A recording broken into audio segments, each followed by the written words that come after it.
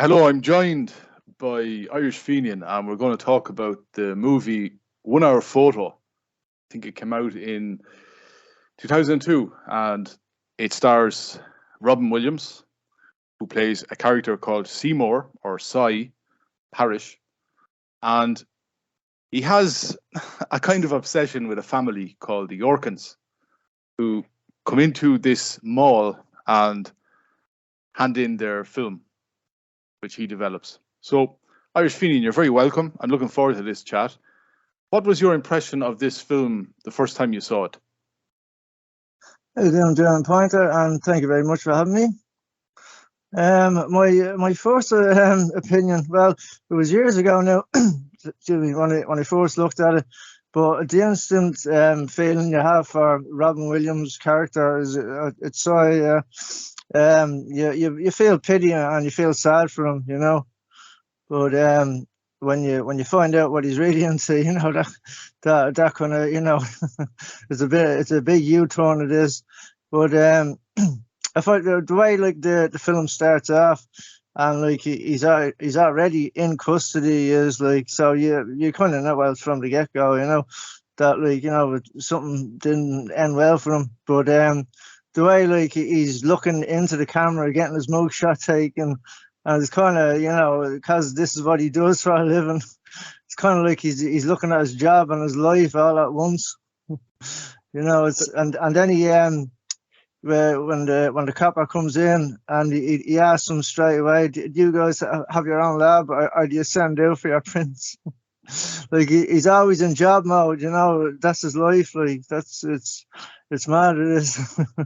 But one thing that he said was, because you know where he's always talking. He was talking at the start, and after it goes away from the interrogation room, and when you're just watching how he got there. But one thing he says, though, he says like no one ever takes a picture of something they want to forget. And he's very right there, you know. Like these days, a lot of people, you know, they take pictures and, you know, they end up on social media and they're trying to get them taken down. But once something's sent out there, well, it's too late, isn't it? Yeah, I've actually got the quote here. He says something like, "Family photos depict smiling faces, births, weddings, holidays, children's birthday parties. People take pictures of the happy moments in their lives."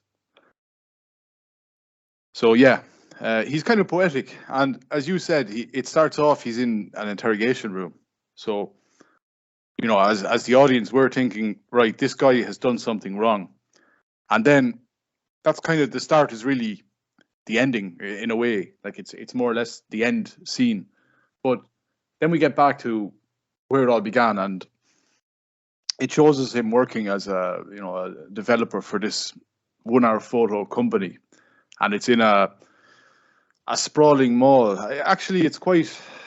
I don't like the mall. You know, these massive aisles, and you've got it. He's got his boss who's up high. He's upstairs looking through a window, and he can see everything that's going on, and you get the feeling that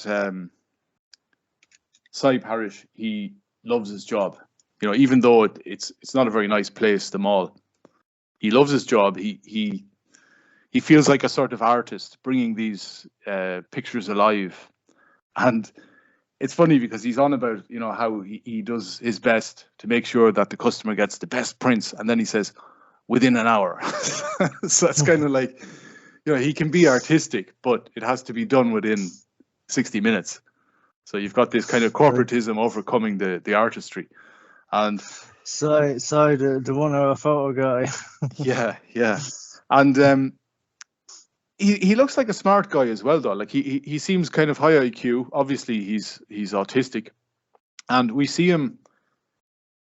He's with his kind of assistant, this Asian guy called Yoshi, and I think that's when we first see the family, the Yorkins. So the wife, I think she's the actress who played her was also in Gladiator. Connie Neilsen, yeah, she was quite a looker now a few years back. So yeah, Nina Yorkin is the character she plays, and she comes in with her son Jacob, and Cy is in the back. I don't know. He's kind of in the back room, but he sees that she's come, and suddenly he gets up and he takes over from Yoshi. He's like, I can take care of this, Yoshi. And I thought this was kind of the start of the creepiness. He asks her, "Oh, you photos? Was it Jacob's birthday?" And she says, "Yes." And then he said, "How old is he now? 9?" And she's like, "Yeah."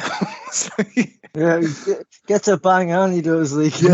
Yeah. He knows exactly how old her son is, and you can see she's a little bit uncomfortable. You know how much he seems to know about them, even though he's never been in their house or anything like that. So at some stage, I don't know, is it later on, he says to her, you know, sometimes I look at myself as kind of the Uncle Si, and she's kind of like, yeah. Yeah, and there was even there was one there was one shot still left on the roll, and she was too embarrassed that he was trying to take, but he takes it himself. And I think that later on ends up on the family fridge or something, does it? I can't remember. I remember she was showing the photos to her husband, and then the husband said, "Who's that guy? Who's that guy?" And then I think the son said, "That's Si, the photo guy." Yeah, and it's actually funny enough that you were saying about the place. It was very weird coloured. It was like it wasn't really white. It was kind of a cream or a grey, a bright grey, and it had orange and blue. And plus, he was going around in a blue bag. It was very, I don't know. It was very weird. To the hippies, it'd be psychedelic, they'd say, you know. Yeah, I was going to say that, you know, he's dedicated to his job, and I think it's like the first day we see him working, he finishes, and when he finishes, he's like the only one left in the mall, and it's dark. He's leaving. He goes out, and there's a crack on the windscreen of his car, and he's kind of like, damn it. And you can see the reason he's the last one to leave the mall, the last worker, is because he's nothing to go home to, really. And if you want to let us know, no family or no, you know. I just say to you as well that when he talks about photos, he says that when a house is on fire, the first thing, you know, the family does is they get out. But then if they can, they go back in and they salvage the photos. So he kind of looks upon himself as that secondary, you know, the secondary importance. Yeah. There's also another phrase he says, I process these photos as if they were my own. It's like he's talking about like they're his children or something. Yeah, but actually, it turns out that he did process every single photo for himself. Yeah. He made a copy for himself. You know, he'd been doing it for years. You know, and no one seemed to notice. Well, spoiler alert! But he was called in by his boss, and all the prints. You know, where did all these prints go? Yeah. So I was going to say that, his advances are kind of spurned by the mother. You can see by her body language, she's not very comfortable. She likes the guy, but she's not comfortable with him because he comes on a bit too strongly. And the son, the young fella, so Jacob, he notices more than the mother that Si is a very, very lonely man. And I think there's one night Jacob is very upset, and the mother asks him what's wrong, and he says, "Oh, I'm just thinking about Si. I feel sorry for him." And the mother's like, "Why? Why do you feel sorry for Si?" And the son says, "Because he has no friends." And the mother's like, "How do you know he doesn't have any friends? He could have lots of friends." And the son is like, "I don't think so," you know. And the mother's delighted because, you know, it means her son has empathy, and, you know, obviously the son's not a complete psychopath. He can feel sorry for other people, but. Yeah, I was going to say, because you mentioned it there at the start, we feel sorry for him, and then we get to see the inside of his house. So would you like to let us know what we see inside Si's house? Well, there's where is it? There's a part there. Yeah, I think he's having a beard. He is, and he's sitting down, and I think he's watching the Simpsons. He is, and do you remember that one where Sideshow Bob is trying to get Bart or kill Bart, and Homer gets the letter like "Die Bart," and Homer goes, "Oh, someone's trying to kill me," and all that. Oh no, they're not. It's for Bart and all, you know. But when it's going back and forth, you know, the clips, you just see you see his face, and then you see it pan out, and you see the amount of photographs that he has on the wall, and he has like a camera on a tripod, and this guy is seriously disturbed. He means business in that department. Yeah, it's a kind of collage or something like that. He has all these photos in a certain kind of order, and he often gets up on a stool with a kind of a magnifying glass looking at the photos. So very creepy, very, very creepy. And yeah, as you said earlier before we come on, it's kind of like he has his own shrine. So he gives Jacob a free camera for his birthday, and he just gives it to him, without thinking and without consulting the boss or anyone like that. He just hands out a free camera, and later on, I don't know. Well, maybe it could be a few days later. He's coming home from work, and he's in a diner, and the waitress sees him looking at photos. So he's obviously made copies of Jacob's birthday photos, and the waitress says, "Oh, who's that?" And so he says, "Oh, that's my nephew. That's my nephew, Jacob. I bought him a camera for his birthday." So, I wonder, when I saw that, I was wondering, would someone like Sai, would he actually believe what he's saying? Does he know he's lying? Because he seems to be so much of a daydreamer that he could potentially. And see, the thing is with it is that there's so many people out there that could be like I think that they do know that that it's all bollocks, and that they're not related at all, but maybe because he had this shrine, and it's like something that a serial killer would have, and you keep, maybe newspaper articles of the crime, or, things like that, and you probably have a couple of candles. But I think, in reality, they're not that stupid. So he's able to hold down a job, and he's very good at it, he's real. Remember when he called that man in and it was 0.3 off or something, and apparently no one worries about it until it gets into double digits. But he was having a fit over it. It's the best machine around. He's a consummate professional, absolutely. And the technician was very raging. Good at his job now, right? Yeah, the technician was raging because he said the next time you call me in here, that machine better be smoking. So and that little tiff they had was kind of aired in public, and the boss overheard them, which kind of didn't that at all. No. Yeah, that kind of put Sai on thin ice. He was the eye was. But do you know what? I feel like his boss was just looking for a reason to get rid of him as well. Like he knew that he was too weird or something, and he didn't want him around. Yeah, there was also the 90-minute lunch break. So he was going into the canteen and just spacing out for 90 minutes, at a time. That was the only, when he was working, he was he's very professional, but taking a 90-minute lunch break obviously is taking the piss. And it was mad. Do you remember on that lunch break, he actually has a photo of the family, and it's at Christmas, and it's one of them scenes that they do in films.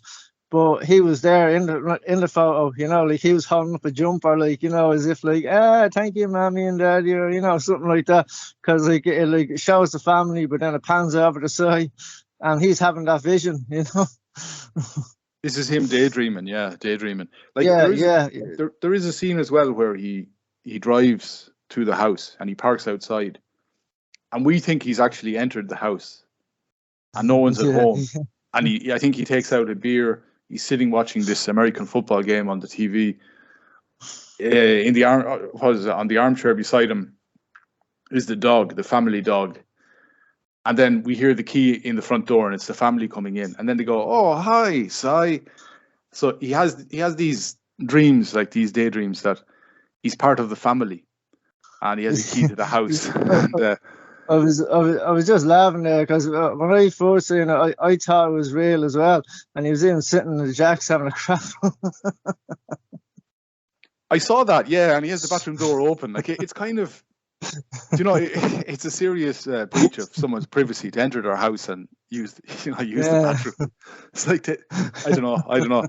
But yeah, I saw that. Like that was kind of little bit dark. The fact that he goes in then to the bathroom and he's just in there for ages, chilled out. So I was going to say that, he's very deceptive as well. He'll do anything to ingratiate himself with the Orkan family, and he sees that the mother has a book. I can't remember the book. Was it Chopra or something? Like it looked like one of those self-help books, and he then bought a copy of it. And then one day he sees her in the food court. She's on the phone. She's on her mobile phone, and he sits down at the next table, and then he joins her. And when she's about to leave, he takes out the book, and she's like, "Oh my God, you're reading the same book I'm reading." He was like, "Oh, really?" And then he gives her a quote about, I can't remember, was it about fear? That I can't remember what it was, but it was some sort of mushy quote, and she was, she was delighted. Yeah, she was like, "Wow, Sai, there's a side to you I never knew." Yeah, she didn't want to stay because like he was asking, "Oh, will you join me or something?" And she was getting up to leave. And then when she's seen the book, like it's and it is real creepy to do, like, because like he's pretending that he's in to what she's into, and then he even went on to that quote about I can't remember it now, but it was about the fear, and that was chapters in, and he's like opens the page to chapter 1, like, but he goes all the pages through it, like, very very creepy, like. I've just found the quote. So he says something like, he writes a lot about noticing coincidence, doesn't he? And Nina says, yeah, he does. And then Robin Williams' character says, that thing he says about fear. And he obviously has the page marked and everything, It's all premeditated. He says, the things we fear the most have already happened to us. And then Nina says, wow. So it is a good quote, to be honest. His relationship with Yoshi, I think, is interesting. So he more or less trains Yoshi, and then we should mention that obviously Sai gets fired because the boss has decided that he's not going to take the heat, for all these extra. Sorry. For all these extra prints, yeah. And the 90-minute lunch breaks, the arguments with staff in front of customers, he's decided no, it's time to go. So that's devastating for Sai, because the job is his life, and that gives him access into people's homes, through the photos, and that's something. We should say as well that that. This is why this film is so interesting, and it's very relevant now, because you have a lot of people who are very, very lonely and live very, very lonely lives. And the only thing that's real to them is a soap opera. They might watch 3 or 4 different soap operas every day. And, they seem to feel more for these fictitious people than for people in real life. And in a way, Sai is like that. He doesn't really know these people. He just has the photos. Yeah, it's like bloody the social media apps, whatever, something friends, or they're not bloody friends, someone just add you or something like that. It was like remember the night when the child was upset about Sai, and the mother said something so stupid, and I actually think this is what you get, and now men do it as well, I presume, but it's more of a lady thing, I think now. But she was saying, maybe if we send them some good thoughts, it'll make them feel better. Now, have you ever heard of more virtuous crap in all your life? Very childish, very childish. It's kind of like the whole idea. It's like the whole idea of rehabilitation. You've got some serial killer. He's killed 20-something people. But we'll send some good thoughts and they'll feel better, Like I'm sending prayers your way, I'm there in spirit, All this nonsense. She probably read it in one of those books, If you just send positive vibes, the whole world will be a better place, So ridiculous. But there was a part that I was going to say. Remember the husband, and he was, remember they had an argument in the kitchen, and he was saying like how much, like, that lifestyle, the new Mercedes, the washer and dryer and all that, like it all costs money. And then she then accuses him of you're emotionally neglectful. And I'm thinking, well, I mean, he's working his arse off to keep you in this lifestyle. Like, I mean, you can't have it two ways. What you want him, you either want him out working his bollocks off, or else you can either go on welfare and then he'll be there 24/7, but you won't have all the cars and, have your washer dryer. You'll be in some, council estate.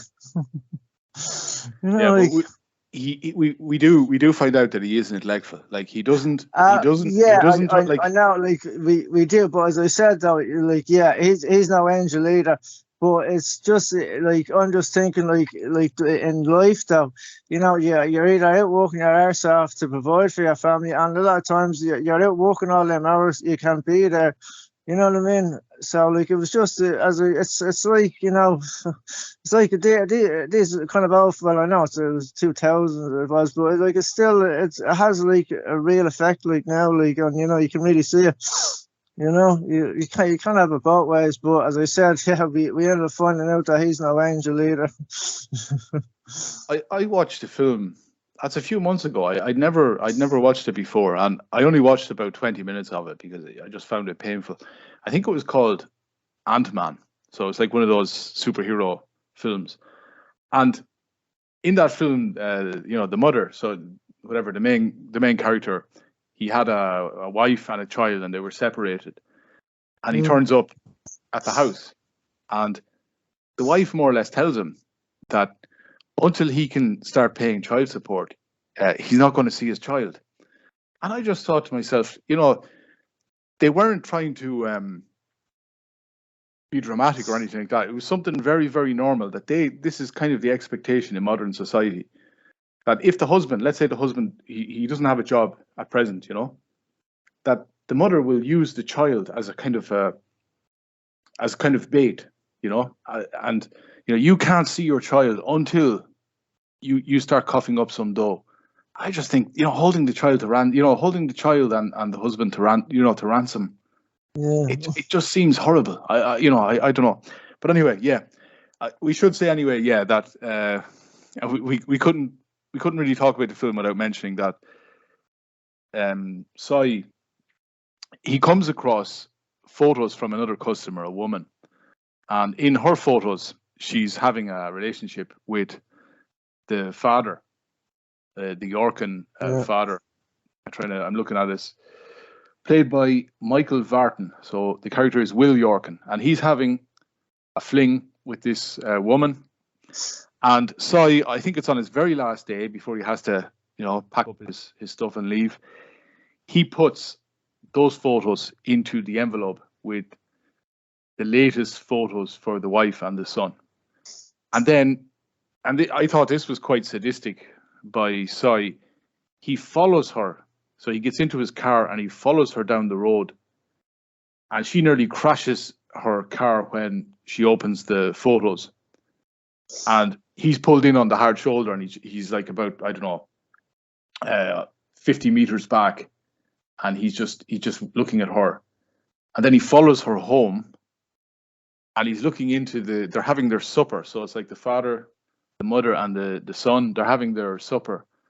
And he's got his camera, he's got the zoom from his car, and he's looking right in the window, and he's waiting for sparks. He's waiting for a massive fight. But Nina Yorkin doesn't say anything to her husband. And this really pisses Sai off, and he starts punching his steering wheel, and then eventually he drives off. So he wanted to break up the family. He wanted, in his mind, this was the perfect family. And then when he realized that Will was cheating on Nina, he decided to step in and try and break them up, and it didn't really work. And this is when he goes complete, schizo. He tracks down I'll let you take over here, Irish Fenian. What does he do to Will Yorkin and his bit on the side? Oh, what's he tracks him down to a hotel. That part of that, Bill? Or actually, exactly, yeah. I was gonna say, remember, and I think it was before he actually done that. He went. Remember, his boss was only after firing him, and he went to his house, and he took a lot of pictures. Where I think what did he call it? Burst flash or something, or whatever it's called. But it takes a lot of pictures at once, and he brought them back, and there are pictures of his little child. And then that's when the feds start getting involved in that. And then that's how they end up following him to the hotel and that. But that actually happened before. And when he was walking back out, because he had no intention of going back and getting a process. There was, a message sent, to your man, taking photographs of his daughter. Like. But noticed when he was walking out, it's like a supermarket or something, big huge supermarket, but there was a lot of knives, and he has a key for the case, and he takes this big huge knife, with him, and he's off. He is, but he tracks the husband and his bit on the side down to a hotel, and he ends up bluffing his way in, finds out what room they're in, pretends he's room service and all this.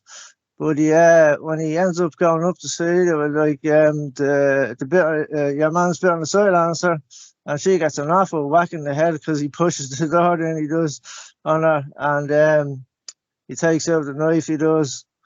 I'm not even sure whether your man recognised who it was, to be quite honest. I don't think he did. I don't think he did, because he asked him to. He said pull the blinds. So he didn't want them to see him. Because it's mad, when he was in the shop with him, he thought he was a rock star, and it's you, it's really you, so I was saying to him and all that, it was mad. But when he came in, but what he started to do, he started to take pictures of, he started to get them into sexual, positions, and put his thing in your mouth, and do this and this kind of way, and he was, I don't know, he thought he was a porn star director for a minute, he did. But he was doing it, threatening him with a knife. But I was going to say the other F word, but that was very fucked up now. What did you think of it, the German pointer?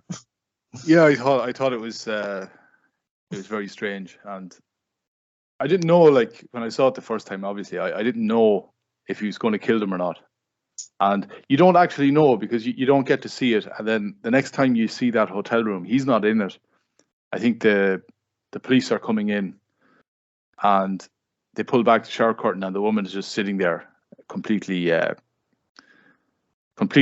perplexed. She doesn't know what's happened. She's no idea what's happened. And she's so traumatized. Yeah, exactly. And your man Will Yorkin, I think he's just sitting on the bed staring into space. So like, it's like they really, they were expecting this romantic night together, and it just went awry. Some complete psycho came in with a knife and made them do certain acts and take photos of them. So just before we get to the very end, go ahead. Talk about killing the mood, like. Yeah. Said what were you gonna say? But this is another reason why Will Yorkin isn't, he's not there for the son, because he's obviously got another life outside his family life. He's got this. Well, that's it as well. But no, I was just like trying to compare, like, the way, especially these days, because jobs don't pay much these days, and like that's the reason why you have two people, they're able to get the woman out of the house, working and tax them and all that. But wages have gone down. You know what I mean? But I was just saying, like the way it is, it's like when I was younger. I mean, like your father was working all the hours, like and like and you'd see more of your mother and your aunties babysitting them, like, and than you would like of your father. And it's just like the way, like, she didn't say that he was neglectful in a kind of a material way, but he was just emotionally neglectful. Now, maybe she wasn't getting her, what's a marital rights or whatever, and he was being a bit neglectful with the son. But it was just, I was saying, because, a lot of times I know his case was a bit different, but a lot of times though, it's either it's only one or the other that the husband can do, Yeah, I was going to mention, soccer practice. So this I found very creepy. So this is earlier in the film, and Jacob, he's there with the other 9-year-old boys playing soccer. It's some sort of match, I think, that's on, and the father isn't there, obviously, and Jacob looks over, and they're sitting, I don't know what do they call him in America, on the bleachers, is Sai, and he's like, yeah, Jacob. It's like, good man, Jacob. And you can see that Jacob is like, what the fuck is he doing here, And then the kid is even thinking that. He walks him home, yeah, and then he walks him home. Like he says to Jacob, is your mom coming to pick you up? And Jacob's like, no, I've got my bike. And he's like, all right, I'll walk with you. And then Sai is asking Jacob, oh, your dad didn't show up today. Does he not show up for your soccer games? And then Jacob's like, yeah, he's kind of busy. He kind of runs his own company. And then Sai is like, oh yeah, that's how he can get you, that nice bike and those nice soccer boots. And then suddenly he gets down on his knee and starts tying, because I think one of the soccer boots, football boots, the shoelaces are untied properly, and he gets down and ties Jacob's shoelaces, which is kind of like, it's kind of strange. Father would kind of like, or something, Yeah, kind of too protective, he's like too protective and too weird, and so I just thought that's what you mentioned as well. So, that's an understatement. Yeah. Now there is another. We're going to get to the very final scene. Before we do so, is there anything else from the movie you'd like to bring up? Well, I'm trying to think if it was anything else that stuck out.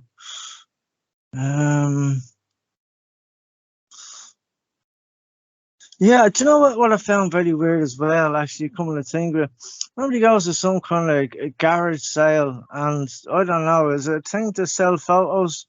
Any photos? Is that a thing? Photos of anyone? Like, yeah. It's like one of those. It's like when someone dies in a house and they just sell all the stuff. Yeah.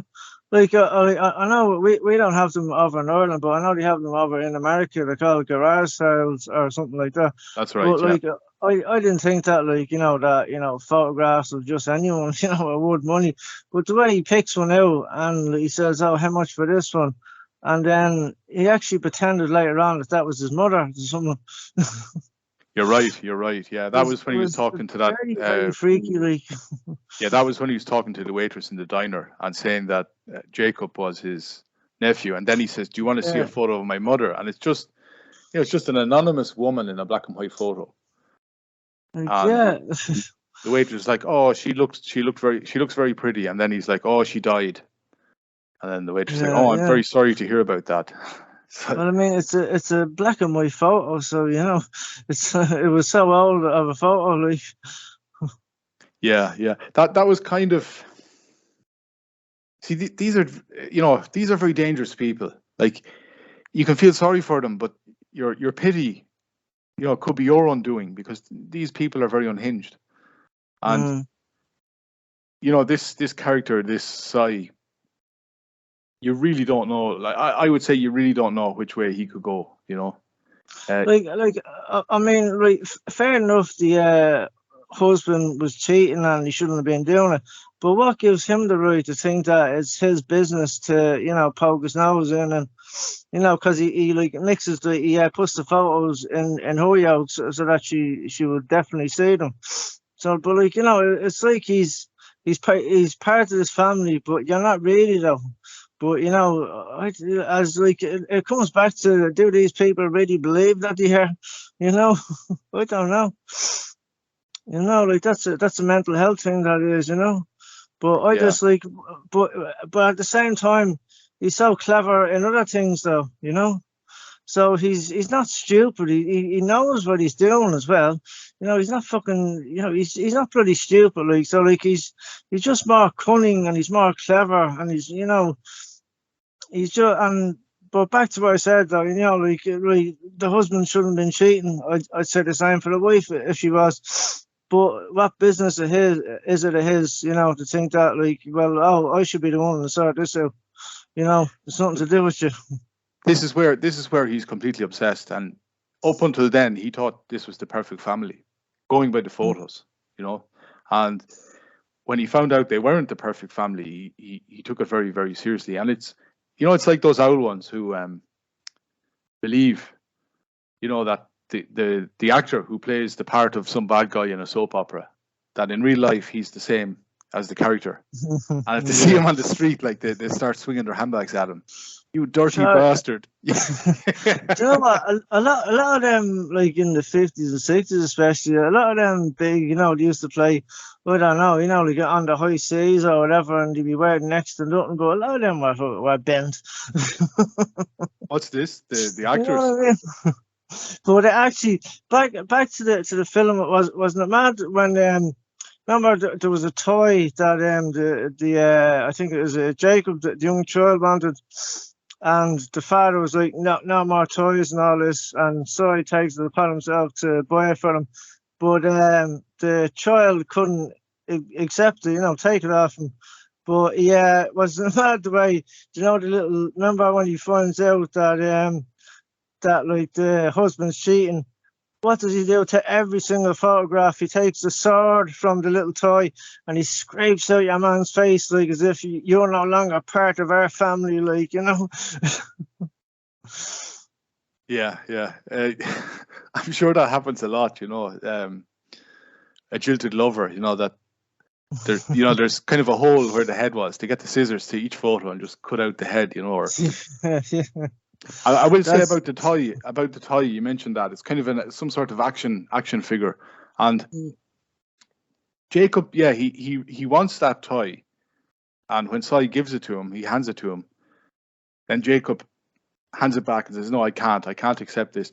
And I thought it kind of showed that the kid was wise beyond his years, because he knew that by accepting that toy, something will be expected of him. You know, we don't know what it will be, but you know what I mean? This is kind of the idea that you don't get something for nothing. And although he wants the toy, he realizes, no, there's something more. There's something attached to this toy. So I'm not gonna accept it. Plus, his parents probably would go crazy if he brought it home, and he told them that. So he gave it to him. That's what I think he was thinking of, like, to be thinking, because I don't know, because you know, way some of them toys can be expensive, you know. It could be 20 quid or something, or, you know, and he comes back with that and he'd be like, oh, who bought that for you? And he'd have to say who bought it for him. And yeah, so like it'd be that's what I think he was worried about. But thinking about it though as well, you know, like kids are already intuitive, you know, like he probably knew that this guy, and especially showing up to the football game, he was even like, what the fuck is he down here? Like, who the fuck is that guy? You know what I mean? Like he probably knew that he was a bit weird, and, you know, keep your distance, like. Even the fact that, like, his real name is Seymour, but he wants everyone to call him Sai, and Sai sounds like a real kind of teenager, cool dude name. I just think it's weird for a middle-aged man to want people to call him a name like Sai. I don't know. It just seems strange to me. And we get to the very final scene, so he's once again in that interrogation room and he's talking to the detective. And if you want to let us know here, Irish Fenian, what do we find out about Sai's past? About his past? Well, he kind of went into a bit of a rant, you know, like who takes photos like that and all that kind of way. And it was I don't know, it was like the copper knew exactly what, like he didn't really need to ask him that many questions. He knew, like, himself, that, like, yeah, like, this chap, you know what I mean, thinks he's part of this family, and, you know, something happened, he wasn't happy, he took action, and, you know, So like something had to be done, you know, like. But it was just like, and then what I found real funny was he was like, "Can I have my photos at the end of the interview when the interview was over?" Yeah, but before When that, you asked, and now yeah, like, do you photos that he took of your one member of your one doing thing, or the husband and your one doing things? Well, like, did he like they were really taken, but like, do you photos he took were just pictures of the hotel room? You know yeah, what I I mean? was Like wondering, the pictures that he let him see. I Like, was wondering, did he really take photos of the, the husband and his fling, on the that, bed? Did he really take yeah, those photos, or was he just pretending? Was he pretending to take photos? Like, was there no film in the camera? Was he just yeah, pretending? I'm thinking, did he have two cameras, and maybe like the reason why he wasn't showing them was because they're being held for evidence or something like that. But like, was he just, as he said, yeah, pretending to take them, and then because that'd be a big plot twist, because then like, he can't be charged with that. Then can he taking photos because he didn't actually snap his camera at it? Yeah, but he But, did threaten them with a knife. And well, he did yeah, he he'd did be break charged on he did that. break your But one's nose when he yeah. when he kicked Oh in the yeah, door. and smashed the door open, and broke her nose. Now he'd be charged on those, but as I said though, yeah, taking those, what should we say, lewd photos. Yeah, there is no lewd photos if you didn't take them. Yeah. Before that though, before he asks for the photos, we kind of find out perhaps why he is the way he is, and he starts Yeah, talking about. you'd probably explain it better. You would. Well, no, just say, like, because he says, he starts asking the detective. He says, "Are you a family man, detective?" And the detective is like, "You don't need to know anything about me." And Yeah. Saya's like, "No, you just seem like, I see a wedding ring on your finger, and you seem like the kind of guy who'd have kids and who'd look after his kids. You'd never ask them to pose for dirty photos and stuff like that, or to make them do terrible things. You'd never make your kids do terrible things." And then we realize that obviously Sai, when he was a child, he was most likely sexually abused by his father, and that's kind of I would say kind of screwed up his life, because he himself never got married, he never had kids, he lives his life through the photos of other people. And when he starts saying that, you'd never get your kids to do terrible things, the detective stands up and says, I don't think I need to ask any more questions. And then, as you said, that's when Sai says, "Can I have my photos now?" And yeah, the detective just hands him the envelope, and Sai takes out the photos, and it's kind of, he puts them all methodically on the desk. He's like putting them all in order, Yeah. very, very square. Like his behavior is very, very square, and the photos are just the most boring photos. I think they're photos of his hotel room. So like, there's a photo of the tap in the bathroom, and there's a photo of There's a photo of the shower curtain. yeah, like the most bland photos ever, and he's kind of poring over these photos as if they're like complete art. So all right, Irish Fenian, we'll wrap this up. I'd like to thank you for coming on. If people are watching this on YouTube, on Irish Fenian's channel, you'll find in the description links to my Odyssey and my BitChute. And if you're watching this on my BitChute or Odyssey, you will find the link for Irish Fenian's YouTube channel in the description. Is there anything you would like to say before we finish, Irish Fenian? No, I think we really covered it there, didn't we? That was it.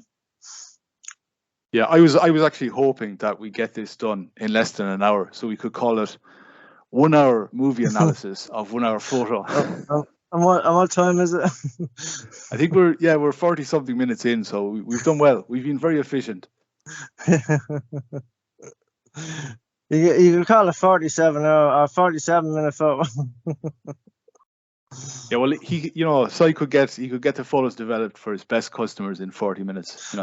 Although actually, one thing that I could kind of understand with him, like, see where like he felt like he was washed up because the digital thing was coming in, and he was going to be out of a job, so he knew that was coming.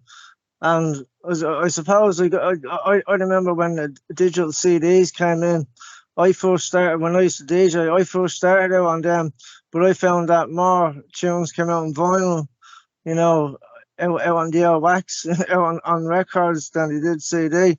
And when vinyl started going and when the online download and stuff came in, it was like I knew that vinyl wasn't going to last, you know. And that's what killed that, you know, in around the 2000s, sometime, say 2000. I don't know. There used to be a popular shop in Dublin, Abbey Disc, that closed down in 2008. That was probably the death of it. That's the sad thing as well, because at the very start of the film, when Nina comes in to get photos developed, I think she says her husband was telling her. So obviously the husband is trying to cut corners, you know. Because she seems to go in every week getting photos developed. Like, there are customers, because Cy talks about some of the customers, and like he says, there's an old woman, and he said every single film she hands me is photos of cats, nothing but cats.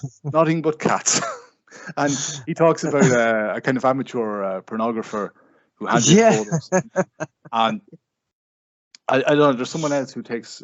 Oh yeah, there's an insurance guy who takes photos of, you know. Yeah, and then crashes. there's someone that does cosmetic surgery, you know, all and the faces and all the, you know, before the and after. put the lines on it. Yeah. Yeah. But I had to laugh at the amateur pornographer fella or whatever, you know, and he was like the face on him, like, you know, but Cy was saying, oh, of course we have to, you know, report any child or, you know, and like that to the authorities. But he says anything else, so, you know, that's grand, you know. Yeah, so that pornographer as well, like, he's got real shifty eyes, you know, when he's handing in the film. They made him real sus. Like he'd be the type of chap now. If he was to walk into any supermarket like that, like the security would be all over him. Yeah, absolutely. He had lots of pockets. If I remember correctly, like, he had a jacket, so he'd have pockets and everything, you know. I was going to say that, at the very start, like when Nina says, you know, she says the husband was thinking that we should just get a digital camera. And then Cy says, oh, no, you put me out of a job. So as you said, he's aware that, you know, his job is really, it's almost redundant at this stage. And the funny thing is, I actually rented a DVD of the film 1 Hour Photo Out. That's the first time I saw it. And that was, I don't know what year that was, maybe 2004 or something like that, like 2 years afterwards.